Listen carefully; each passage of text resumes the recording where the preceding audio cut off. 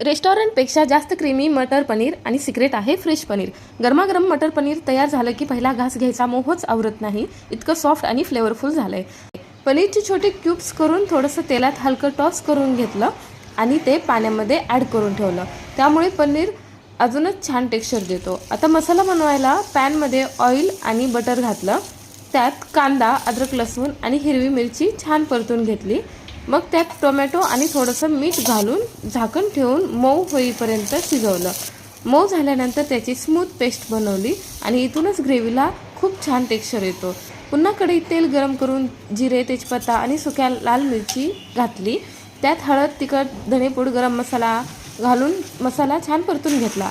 आता त्यात कांदा, टोमॅटोची पेस्ट घालून तेल सुटेपर्यंत परतलं। मग त्यात मटर आणि पनीर क्यूब्स घालून काही मिनिट छान शिजू दिलं। वरून फ्रेश कोथिंबीर टाकली आणि तयार आहे गरमागरम क्रीमी मटर पनीर।